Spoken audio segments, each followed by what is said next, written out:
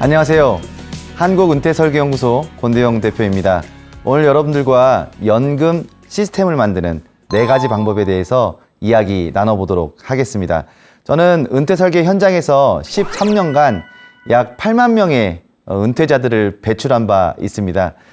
그들의 사례와 여러 가지 이야기들을 통해서 연금 시스템이 왜 중요하고 어떻게 최적화해서 만드는지에 대한 부분을 오늘 여러분들과 함께 이야기 나눠볼 수 있도록 하겠습니다.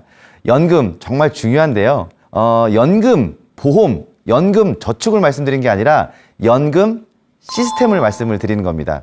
목돈을 좋아하긴 하십니다. 근데 요즘 같은 시대에 목돈 굉장히 위험할 수 있죠. 주말에 로또가 돼도 통상적으로 요즘에 나눠 갖는 사람들이 많아가지고 세금 33% 떼고 나면 얼마 남는 게 없습니다.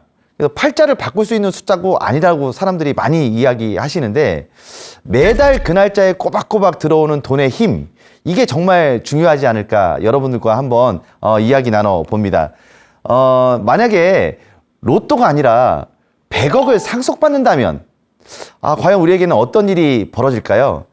이때는 어떤 일이 벌어지는지에 대해서 지금 물가와 지금 금리로 한번 여러분들과 계산을 나눠볼 텐데요. 100억을 상속을 받았다. 피상속인이 돈을 주는 사람이고요. 상속인이 돈을 받는 사람입니다. 피를 흘리니까 피상속인이라고 이야기합니다. 그렇게 기억하시면 아마 오래 기억이 나실 텐데요. 100억을 상속받는데 아무 이유 없이 줬을 때는 그냥 잘 받아서 잘 관리하면서 잘 쓰면 되겠지만 잃지는 말아라. 원금 보장은 해라. 두 번째, 연간 물가 상승률은 이익에서 제하자라고 얘기했을 때 과연 우리는 어떻게 운용을 해야 될지 막막해집니다.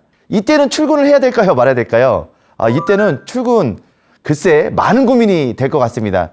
자, 한번 지금의 금리와 지금의 물가로 계산을 해보도록 할 텐데요. 이 방송을 찍고 있는 지금은 2025년 3월입니다.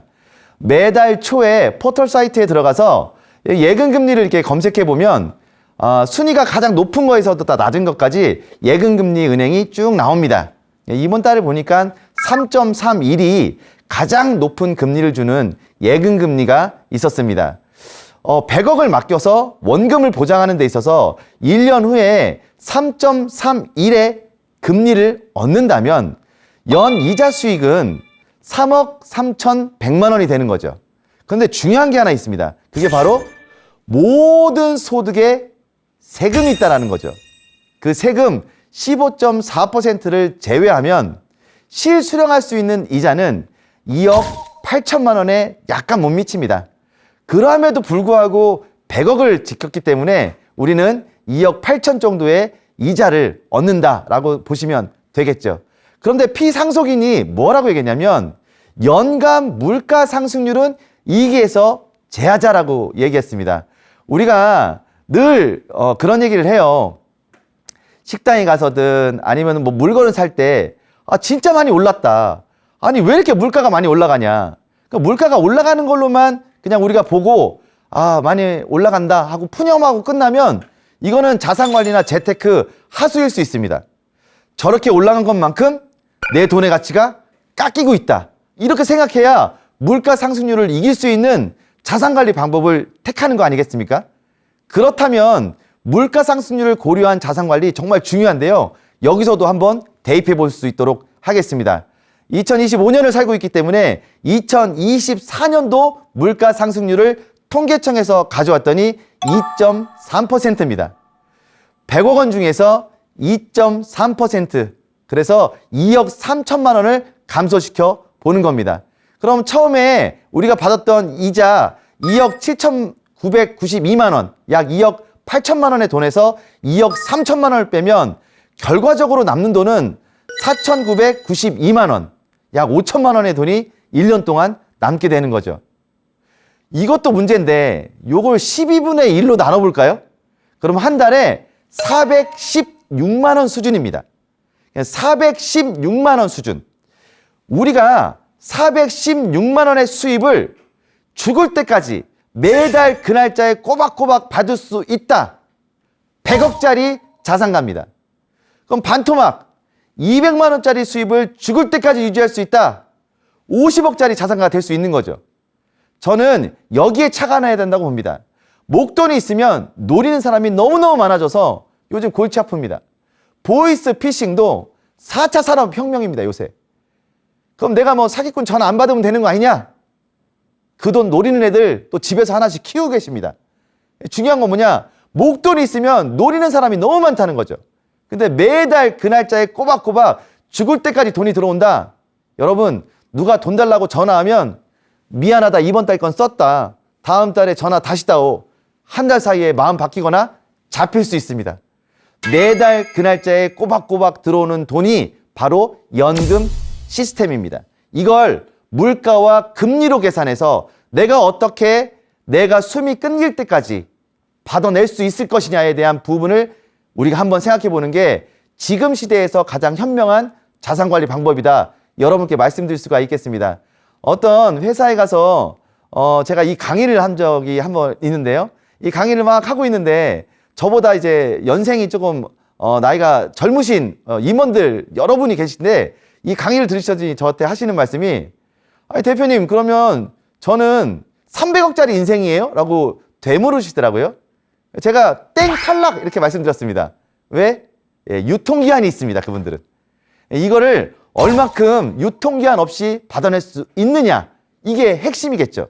지금의 자산관리는 매달 그 날짜에 꼬박꼬박과 유통기한이 없이 받아가는 게 가장 완벽한 방법이다라는 말씀을 여러분께 말씀드려보고자 합니다.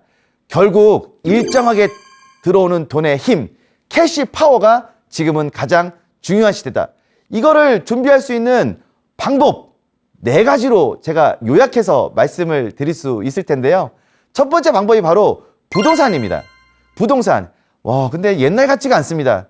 옛날에는 뭐 아파트 하나만 제대로 갖고 시작해서 몇 번 이사하면서 나름대로 부자가 될 수 있고 재테크를 할 수 있었던 그런 시대가 있었습니다. 뭐 엄마야 누나야 강변 살자. 뭐 강변 살면 잘 됐습니다. 기차 길옆 오막살이. 오막살이어도 역세권이면 괜찮았습니다. 곰 3마리가 한 집에 들어가면 웬만한 아파트 규모는 됐습니다. 그리고 두꺼봐 헌집 줄게 새집다오. 재건축 재개발도 있었습니다. 깊은 산속 옹달샘 누가 와서 그린벨트 풀지 몰랐습니다. 우리는 그런 나름대로의 부동산 르네상스 시대에 살았는데요. 지금은 녹록지 않은 시대입니다. 2050년도를 기준으로 우리가 이런 인구구조를 갖게 됩니다. 과연 이러한 인구구조 속에서 부동산의 수요는 어떻게 되고 앞으로의 향방은 어떻게 될 것인가, 그리고 지금 은퇴 전환기에 들어온 사람들은 어떤 사람인가를 우리가 확인해 봐야 됩니다. 저 빨간 줄이 2025년도 기준으로 35살입니다. 그들이 그때 환갑되는 해가 2050년도고요. 지금 35살보다 좀 나이 많으신 분들이 이 방송 보고 계시면 아마 우리가 건강관리 잘하고 즐겁게 살기 때문에 저 그래프 위에서 살아 있을 텐데, 과연 이런 그래프 속에서 부동산의 향방은 어떻게 될 것인가 한번 고민해 보실 필요도 있겠죠. 주식과 부동산을 한번 구분해서 우리가 비교해 보도록 하겠습니다. 주식은 이제 권리에 대한 지분이고요. 공급도 굉장히 빠르고, 그리고 없어지기도 쉽게 없어집니다. 거래 비용도 굉장히 낮고요. 가격이 떨어지거나 한 기업에 리스크가 있을 때는 굉장히 빠른 형태로 처분해 버립니다. 그래서 하방 경직성이 낮죠.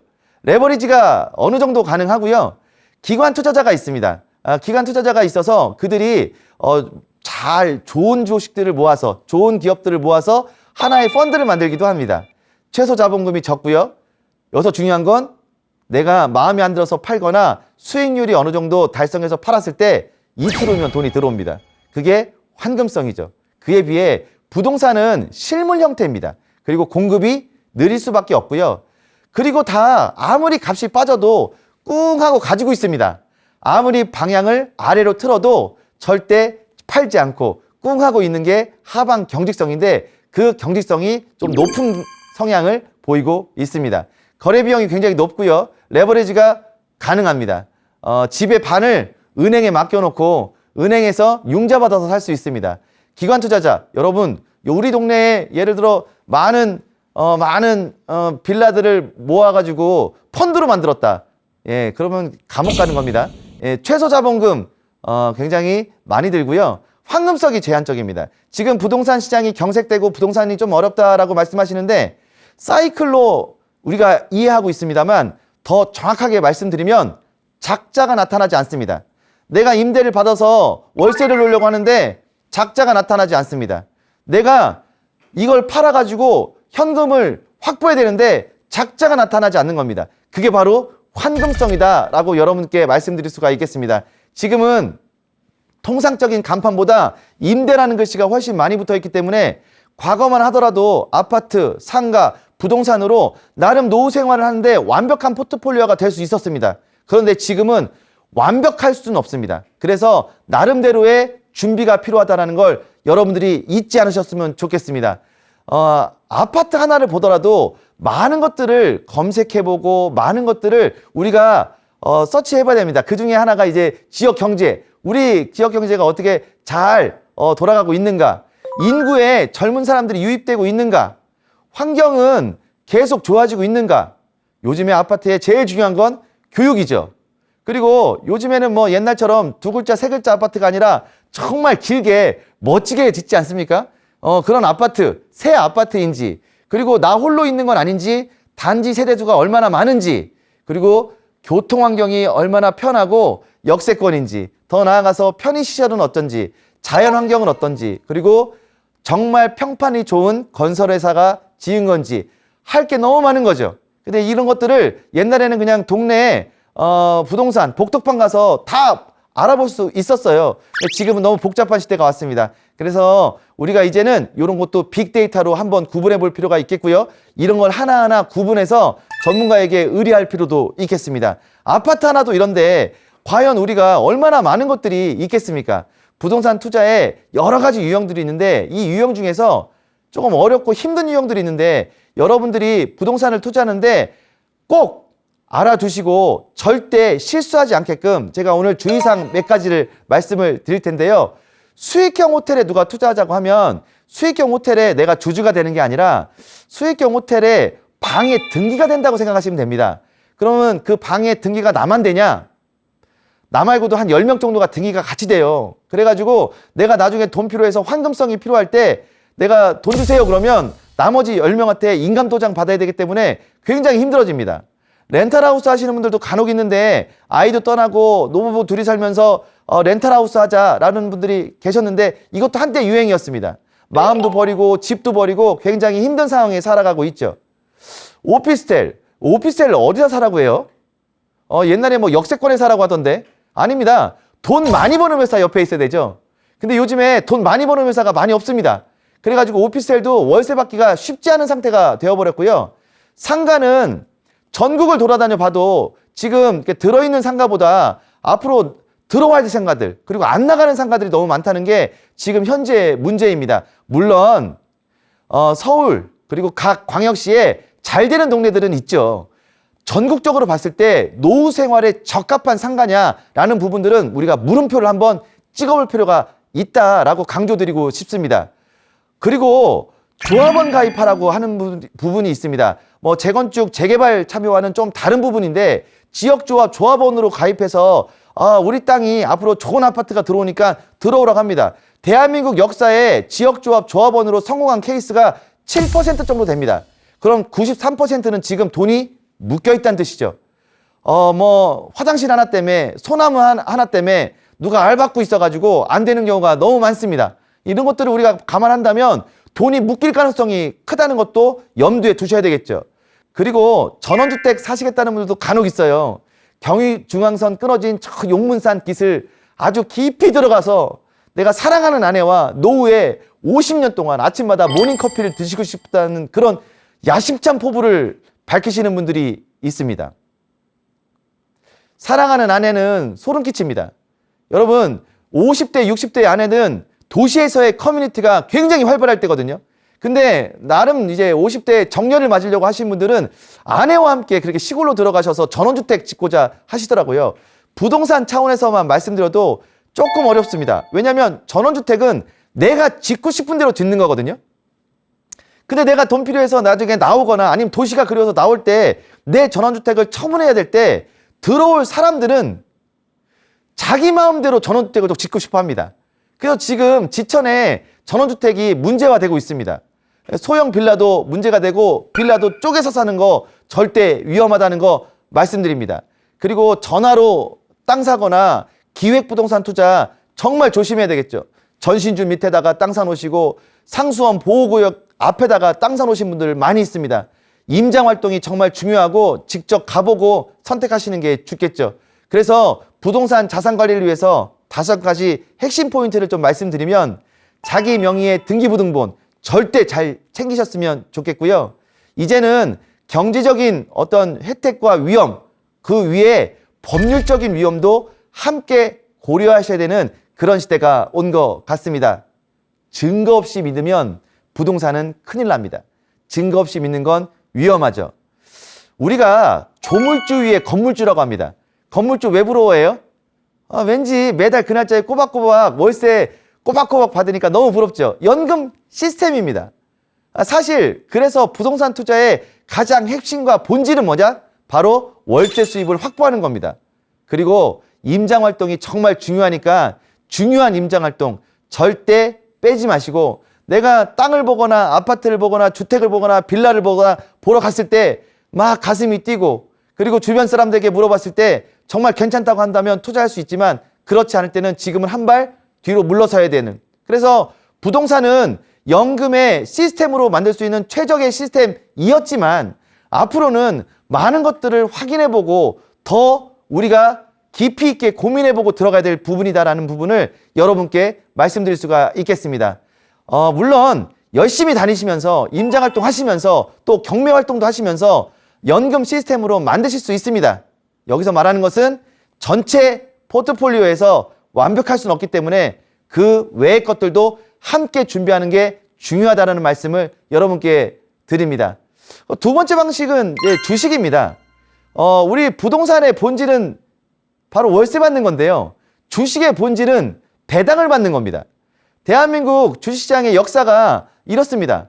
근데 1984년도에 시작해서 이게 한 30년만 끌어온 겁니다. 근데 요거를 그냥 그래프만 보여드렸을 때 어떠한 느낌을 받으시냐면, 대부분 많은 분들이 그래도 대한민국 주식이 우상향하고 있지 않나? 라는 이야기를 하십니다. 제가 말씀드린 대로 30년만 끊어온 겁니다. 30년만. 이 뒤에는 또 어떻게 됐는지 정말 복잡하게 진행이 되었습니다. 그래서 주식은 그래프와 숫자에 투자하시는 게 아닙니다. 카지노에 가서 게임하는 거랑 똑같습니다. 그래서 우리 앞으로 그래프를 분석하거나 그래프를 가지고 무언가 확신을 가지셔도 안 되고요. 이 그래프에서 보시면 어떤 확신을 가지고 계세요? 이 그래프에서는 하나밖에 없습니다. 주식시장은 오르고 내리고를 반복한다는 거죠. 오르고 내리고를 반복하는 것 이외에는 아무것도 없습니다. 언제 오르고 언제 떨어지는지를 모르는 겁니다. 그거는 신의 영역이죠. 그런데도 불구하고 우리가 그래프를 바라보면 크게 오를 때가 있고 크게 떨어질 때가 있습니다. 크게 오를 때는 대세 상승기라고 하고요. 크게 떨어질 때를 대세 하락기라고 합니다. 상승과 하락을 반복합니다. 처음에 시작을 해서 막 1000포인트를 찍어넘는 1985년에서 89년의 그래프를 보시면 기가 막힙니다. 우리나라가 제조해서 무역해가지고 수출해서 부자가 된 나라이기 때문에 아무래도 고부가가치 제품을 많이 팔면서 코스피 1000을 돌파한 것 같습니다. 그런데 여기서 중요한 거 한 가지를 말씀드리면, 소문은 언제 날까요? 옆집 철순에 주식으로 돈 벌었어요 라고 소문은 언제 날까요? 꼭 상승기 후반에 납니다. 그러면 누가 들어가냐? 무지의 투자자가 옆집 철순에도 돈 벌었으니까 나도 벌겠다고 들어오십니다. 그러면 위에는 사악한 악마들이 기다리고 있는 거죠. 그래서 개인 투자자가 이 대한민국의 역사에서 많이 수익률을 못 냈죠. 두 번째, 지나가면서 우리나라가 아무래도 수출을 하다 보니까 외국의 어떤 전쟁이나 일본 버블 경제가 붕괴되면서 하락기를 거칩니다. 그리고 나서 또 올라갑니다. 외국인 투자가 확대되고 나름대로 글로벌 경기가 회복됩니다. 그러다가 우리가 정말 잘 될 줄 알고 외화를 많이 가져오고 축제를 벌이려고 했는데 외화 상환일이 먼저 온 거예요. 그래서 돈을 갚아야 되는데 갚을 돈이 없어서 대한민국의 경제의 치욕스러운 역사인 IMF를 겪게 됩니다. 그리고 나서 IT 성장을 통해서 나름대로의 1000포인트를 다시 회복했다가 그 버블도 꺼지게 되죠. 그리고 약간 기형적이지만 2000포인트를 넘어가는 2003년에서 2007년 약 4년 7개월의 호황기를 보고 계십니다. 4년 7개월 동안 펀드의 열풍으로 나름 큰 성과를 거뒀다고 보시면 되겠죠. 그런데 그때 알았습니다. 미국이 기침을 하면 우리나라가 바로 독감에 걸린다는 겁니다. 글로벌 경제라는 걸 그때부터 알게 되었고 나름대로 떨어지는 저 칼날 속에서 우리는 많은 고생을 했습니다. 그리고 이제 큰 시장에서 유동성이 풀리면서 다시 2000포인트를 회복했다가 또 유럽발 위기로 인해서 많이 힘들어지는 주식시장의 시작과 그 30년을 보고 계십니다. 여기서 절대 저점과 고점을 알 수가 없습니다. 무릎과 어깨도 알기가 쉽지 않습니다. 여기서 알 수 있는 방법은 뭘까요? 오르고 내리고를 반복한다는 거. 그래서 어느 날 갑자기 목돈을 투자하는 게 아니라 내가 가지고 있는 돈을 매월 분산해서 시간에 투자하는 게 가장 정확한 흐름이고 방법이다라고 말씀을 드릴 수가 있겠습니다. 우리 대세 상승기에는 이런 공통 키워드가 나와요. 유동성도 확대가 되고 아무래도 수출이 잘 돼야 우리나라가 경제 발전이 이루어지기 때문에 수출 호황이 되고 또 외국인들의 관심이 있고 개인 투자자의 참여가 증가되고 그리고 신산업이 계속 혁신적으로 이루어지면 아무래도 상승기에 올라가는 키워드가 마련될 수 있습니다. 그에 반면 하락기로 떨어진다. 그럼 글로벌 경제, 아무래도 우리는 글로벌 경제에 영향을 많이 받게 되고요. 자산 가격이 거품이 생겼다라는 뉴스가 들리면 대부분 하락기로 떨어집니다. 그리고 금리는 주식과 아주 밀접한 관련이 있기 때문에 금리 인상 및 긴축 정책에 대한 이야기가 나오면 하락기로 들어가는 공통 키워드가 될 수 있는 거죠.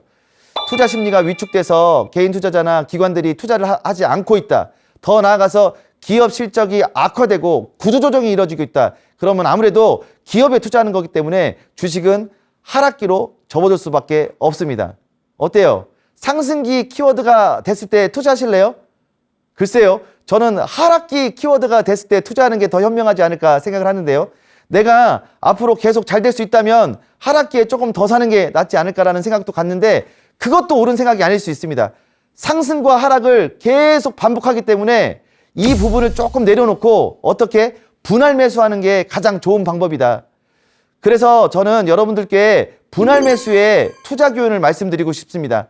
꾸준하게 2천만 원을 그날 들어가는 게 아니라 20만 원씩 100만 원을 100번씩 끊어 들어가서 아니면 100만 원씩 20번을 끊어 들어가서 꾸준한 매수를 통해서 리스크를 분산하면서 DCA, 달러 코스트 에버러지 효과라고 하는데 이런 전략들을 활용해서 시장 타이밍을 우리가 꾸준히 갖는 게 가장 중요하다.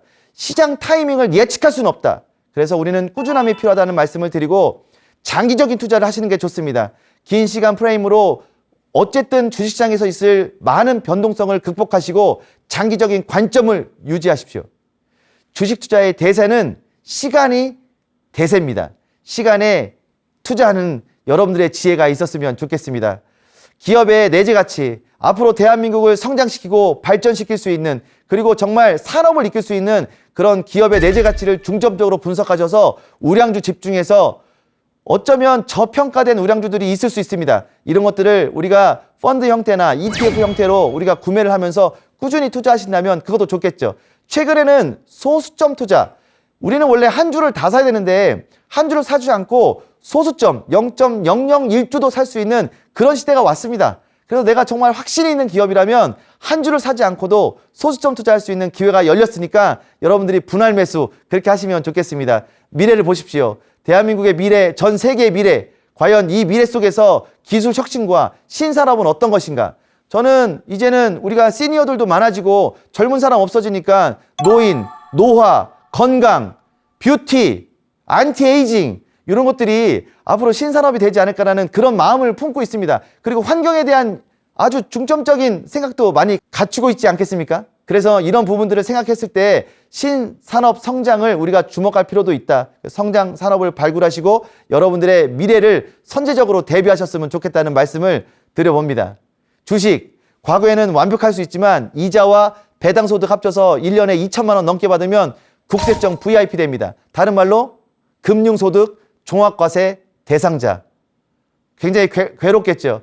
주식도 일정 수준 이상으로 돈을 받으면 이제 세금 폭탄이 이루어질 수 있습니다. 이제는 은퇴 설계 차원에서의 주식 투자를 보셨으면 좋겠습니다. 사실 따지고 보면 배당 얘기 드렸지만 배당 맞는 주식을 위해서 우리가 주식 투자를 하는 겁니다. 배당 역시 연금 시스템입니다. 아까 부동산의 월세가 연금 시스템이듯 주식의 배당이 연금 시스템입니다. 그러기 위해서는 시장의 변동성에 흔들리지 말고 꾸준히 투자하시고 장기적인 시간 프레임을 유지하시고 복리 효과를 극대화하십시오. 그리고 기업의 진정한 가치. 가장 투자에서 무서운 게 뭐냐? 이렇게 모임 나가서 친구들끼리 앉아가지고 너만 알고 있어. 이 정보가 나한테 왔다. 그러면 너무 고마워라고 하는 게 아니라 오죽 했으면 이 정보가 나한테까지 왔겠냐.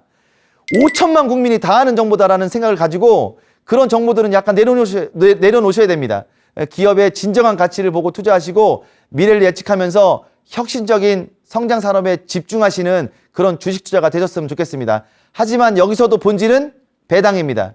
연금 시스템을 위해서 부동산의 월세, 주식의 배당 잊지 않으셨으면 좋겠습니다. 그리고 세 번째가 바로 연금이죠. 가장 쉽고 가장 완벽하고 우리의 생을 완벽하게 채워줄 수 있는 게 바로 연금입니다. 그런데 부동산과 주식으로 노후 준비한다고 하면 조금 세련되다고 생각하시고요. 연금으로 준비하라고 하면 약간 뭐 얼마나 받냐 이러면서 약간 하대하시는 분들이 간혹 있는데 그렇지 않습니다. 연금은 숨이 끊길 때까지 나올 수 있는 시스템만 만들어 놓으면 완벽한 캐시파워가 될 수 있습니다.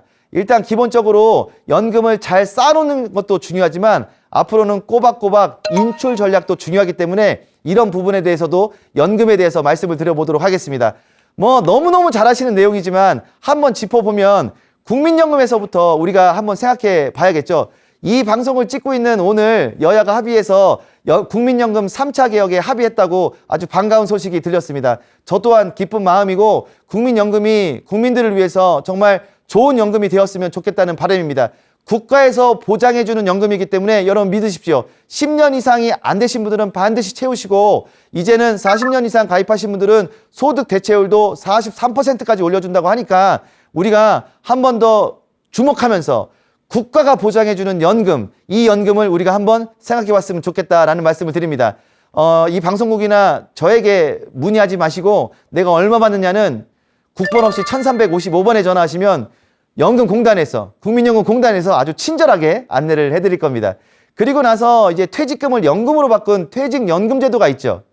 우리가 과거만 하더라도 목돈 받아가서 자꾸 이제 자영업 하다가 좀 망하시는 분들이 많아가지고 이제 2005년도부터 퇴직금을 목돈 받아가지 않고 퇴직연금으로 받아가는 퇴직연금제도가 시작됐죠.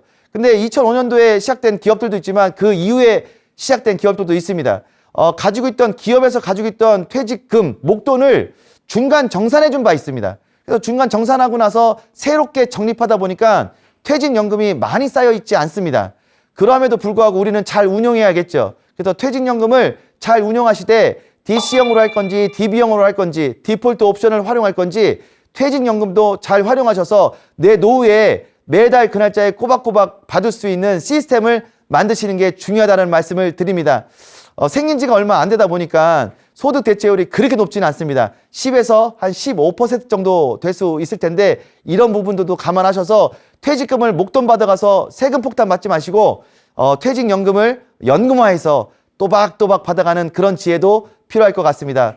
사업주와 근로자 대표가 결정해서 기업이 아닌 외부 금융권에서 지금 운영하고 있으니까 이런 부분들도 참고하셔서 다시 한번 확인해 보시면 좋겠습니다. 그리고 이제 개인적으로 노후 준비를 위해서 여러 가지 회사에 여러 상품들을 가입해 놓으셨습니다. 이 상품들을 사적 연금 영역이라고 이야기하는데요. 그 사적 연금 영역에 가입해 놓은 연금들을 내가 어떻게 잘 받을 것인가에 대한 부분을 감안해 보셔야 되겠죠. 그래서 내가 지금까지 불이된 이율 외에 내가 받을 때도 잘 이자가 붙는지 아니면 투자 운용이 되는지 이게 어떻게 받는지 짧게 받고 끝날 건지 평생 받을 건지 이런 부분들도 생각해 보셔야겠죠. 손해보험사에 연금저축을 가입하신 분들은 기간을 정해놓고 받으시면 되고요. 생명보험회사에 연금을 가입하셨다. 생명이 닿을 때까지 받을 수 있습니다. 왜냐하면 생명보험회사이기 때문에 그렇습니다. 그래서 보험회사에 가입했다면 이런 부분들도 참고하시고 연금저축, 변액보험 여러 가지 보험들로 내가 잘 쌓아놓은 걸 어떻게 잘 받을 것이냐에 대한 부분을 감안해 보시면 될 것 같습니다.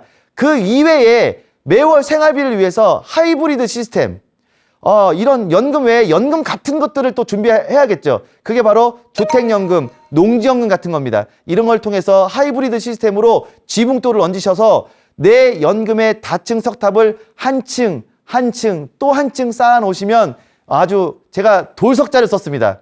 단단한 돌비석, 돌탑처럼 쌓아 놓으시고 이걸 이제 잘 인출하시는 방법을 우리가 한번 생각해 볼 필요가 있겠습니다. 지금까지 대한민국의 모든 시대는 이걸 잘 쌓는 걸로만 얘기를 했습니다. 근데 이제 앞으로는 잘 받는 방법도 중요하겠죠. 그래서 제가 연금 자산 인출 전략, 연금 보험을 잘 자산화해서 어떻게 하면 잘 받을 수 있는지에 대한 부분을 말씀을 드릴 텐데요. 일단 연금은요, 나보다는 오래 살아야 됩니다. 연금이 나보다 오래 살아야 됩니다. 연금이 나보다 오래 못 살면 무전장수가 됩니다. 무전장수. 나는 살아있는데 연금이 죽으면 안 되겠죠. 그래서 장수 리스크를 우리가 이기기 위해서 내가 오래 살 때, 뭐 오래 사는 건 축복 아닙니까? 연금이 나보다 조금 더 오래 살게 설계를 해야 된다. 두 번째, 소리 없는 침묵의 살인자라고 얘기할 수 있는 인플레이션의 리스크를 반드시 극복하셔야 됩니다. 물가는 계속 오르고 있습니다. 우리가 아까 강의 초반에 여러분들과 함께 공유했던 원금 보장과 물가 상승률, 거기에 인플레이션, 이 부분을 우리가 생각하신다면 이 침묵의 살인자인 인플레이션을 극복할 수 있는 연금 시스템을 가지셔야 됩니다. 세 번째는 어쨌든 내가 운용하는 기간도, 그리고 내가 받는, 수령하는 기간도 수익률 리스크에서 벗어나야 됩니다. 그래서 내가 빼서 쓰는 돈보다 수익률이 높아야 된다는 것도 잊지 않으셨으면 좋겠습니다. 이렇게 인출 시기의 리스크를 파악하시는데 여기서 더 중요한 게 하나 있죠. 제가 여기에서 이제 소득 공백기에 대한 이야기를 안 할 수가 없습니다. 일단은 뭐 지금 이 방송을 보고 계신 시니어 분들은 어쩌면 60세 정년을 보장받으신 분들도 꽤 많지만 현재 상태에 은퇴 전환기에 들어오신 분들이 대부분 누구냐? 70년대, 60년대 후반생부터 70년대생들입니다. 그러면 대한민국 국민연금은 69년생 이후부터는 65세 이후부터 받을 수 있습니다. 근데 애석하게도 대한민국의 70년대생들은 통계청 2024년도 통계자료에 의하면 1차 정년을 49.3세에 맞는다고 합니다. 그러면 갭이 15년이 벌어지는 겁니다. 어쨌든 그 소득 공백기에 대한 공백이 첫 번째입니다. 내 퇴직 시점과 노령연금, 우리 국민연금의 노령연금, 공적연금의 개시 시점까지의 갭이 발생하게 됩니다. 이 갭을 어떻게 잘 충분히 메꿀 수 있을 것인가를 우리가 생각해 봐야 되는 거고요. 두 번째, 내 생활 수준과 내가 모아놓은 돈의 사이에 갭이 발생을 합니다. 다 사람들이 인지 부조화 속에서 내 인생은 잘 될 거라고 생각하면서 퇴직 시점을 맞이하게 됩니다. 하지만 퇴직 시점까지 쓰던 합리적인 소비를 하지 않았던 그 소비 습관들이 내 연금, 모아놓은 연금과 맞닥뜨렸을 때는 큰 괴리감이 나오게 됩니다.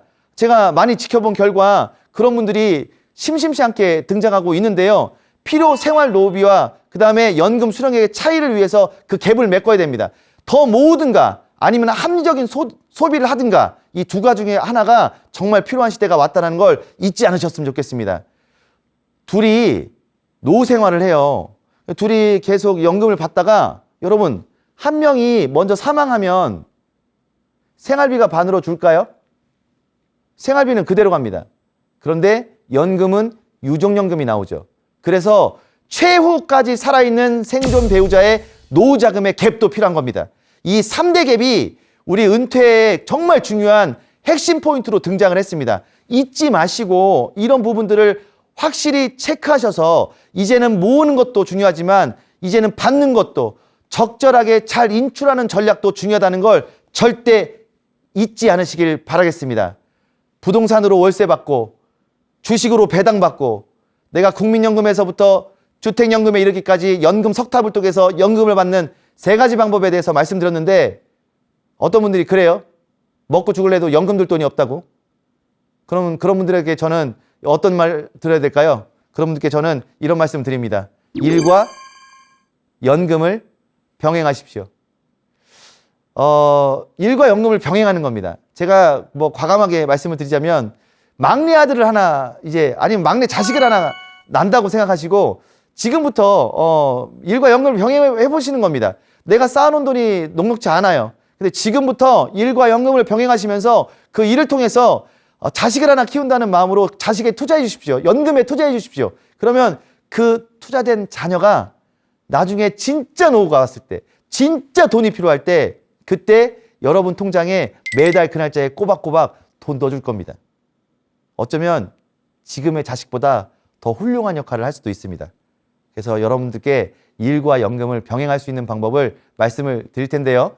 일과 연금을 병행할 수 있는 첫 번째 방법은 재능과 경력을 점검하십시오.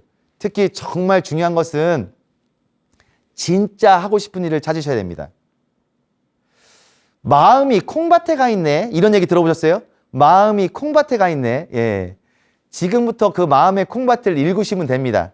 그게 진짜 내 재능과 진짜 경력입니다. 진짜 하고 싶은 일을 찾아서 내가 지금부터 열심히 연습하시면 됩니다.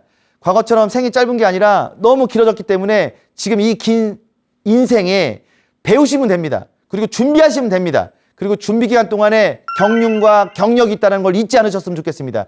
그런 나의 자신감으로 재능과 경력을 점검하시고 진짜 하고 싶은 일을 찾으셔서 기둥을 세우십니다. 저 집의 기둥처럼 재취업을 통해서 갈 것이냐, 창업을 통해서 갈 것이냐. 재취업을 통해서 간다면 약간은 낮아지는 자세로 내가 많은 사람들과 어울려서 한 번 더 직장 생활을 하는 겁니다. 처우도 지위도 달라질 수 있죠. 하지만 낮아지는 자세라면 충분히 그들과 융합하고 내가 가진 많은 연륜을 함께 공유하면서 그쪽에서 생활할 수 있을 거라고 확신합니다. 창업, 좋은 아이디어가 있고 내가 정말 이 세상을 이롭게 만들 수 있는 그런 아이디어가 있다면 창업하십시오. 하지만 무턱대고 가지고 있는 돈으로 창업하지 마시고 자영업도 조금 더 고민해 보시고 저는 국가에 이 아이디어를 제공한 다음에 국가에 지원받아서 여러분들이 한번 창업을 해보시는 건 어떨까라고 생각을 합니다. 더 나아가서 창업을 가기 전에 내가 진짜 괜찮을 만한 자격증을 하나 따가지고 그 자격증을 통해서 창업의 길로 가시는 분들도 많이 보기 때문에 자격증을 한번 우리가 검색해 보시고 또 남도 돕고 나에게도 이로움이 될 수 있는 그런 자격증과 창업의 길을 한번 기둥을 세우듯이 한번 보시면 어떨까라는 생각을 해봅니다. 창직을 하는 것도 좋은 방법이죠. 직업을 만드는 겁니다. 이게 바로 시니어, 신중력 경력의 핵심이라고 말씀드릴 수가 있겠습니다. 창의적인 사고를 가지고 붙이거나 나누거나 쪼개거나 덮어서 새롭게 만드는 걸 창직이라고 이야기합니다. 제가 잘 아시는 분 중에 한 분은 청소를 굉장히 좋아하셨어요. 정리정돈도 좋아하시고 나름대로 이제 은퇴한 다음에 나는 이제 이런 정리정돈과 이런 걸 통해서 돈도 벌고 싶고 남도 도와주고 싶다라는 포부를 가지고 계셨습니다. 그런데 막상 청소회사에 취업하려니까 약간 본인의 마음이 들지 않는 거예요. 또 청소회사를 창업하자니 너무 리스크가 큰 겁니다. 저한테 이제 같이 컨설팅 하셔가지고 제가 뭐라고 말씀드렸냐면 아로마 기술 같은 거를 한번 색다르게 배우시는 건 어때요? 라고 해서 아로마를 한 3년 정도 배우시면서 아로마 전문가가 되셨습니다. 그리고 그 청소와 아로마를 합쳐서 건물 청소를 하시기 시작했고 지금은 굉장히 아주 큰 법인을 운영하고 계신데 그분의 직업을 아로마 청소 관리사라고 이야기합니다. 세상에 없던 직업이거든요. 그런 직업들을 만드셔서 연금 시스템을 만드시면 됩니다. 월급도 연금 시스템입니다. 그리고 귀농과 귀촌 하시는 분들 있는데 이건 리스크가 클 수 있죠. 귀농은 뭐예요? 농사지러 가는 거고 귀촌은 촌에 이사 가는 겁니다. 모든 본질은 뒷글자입니다. 농업하러 가는데 농업은 창업입니다. 제가 지금까지 농업 창업에서 성공하신 분들을 봤는데 대부분 가족농들이 많습니다. 아버지는 농부의 멘탈을 가지고 있고요. 그리고 아들은 농업 기술과 융자를 받아옵니다. 그리고 딸은 마케팅을 합니다. 그래서 가족용을 통해서 귀농에 성공하신 분들을 많이 보는데 그냥 옛날 전원일기 같은 느낌으로 귀농했다가는 요즘에 큰 코 다칠 수 있습니다. 이것도 많이 검색해 보시고 철저히 검증하신 다음에 가시는 게 좋겠고요. 귀촌, 촌에 이사 가는 겁니다. 농사 굳이 안 져도 돼요. 근데 취미생활도 있어야 되고 내가 돈벌이도 있어야 됩니다. 뭐 시골에 집 져놓고 살면 되게 좋을 것 같지만 머리털보다 잡초가 더 빨리 자랍니다. 귀촌도 정말 우리가 한번 고민해야 될 부분이다. 그리고 매달 그 날짜에 꼬박꼬박 들어올 수 있는 시스템이 있는가도 한번 고민해 보시면서 정말 시골에 가서 내가 귀농과 귀촌을 통해서 준비된 자세로서 내가 월급 받을 수 있는 그리고 월에 받을 수 있는 연금 시스템이 있다면 준비하시고 도전해 보시면 좋겠습니다. 제가 드리는 말씀은 위험하니까 하지 말란 얘기가 아니라 잘 준비하실 때 그 성과가 좋다는 말씀을 다시 한번 드립니다. 우리 이 방송 보고 계시는 시니어 많은 분들은 경륜과 연륜 그리고 가지고 있는 경험들이 많습니다. 그래서 이분들을 통해서 저는 사회적 기업과 협동조합이 더 많이 만들어졌으면 좋겠고 그들을 통해서 저는 많은 세상에 이로움이 있었으면 좋겠다는 바람입니다.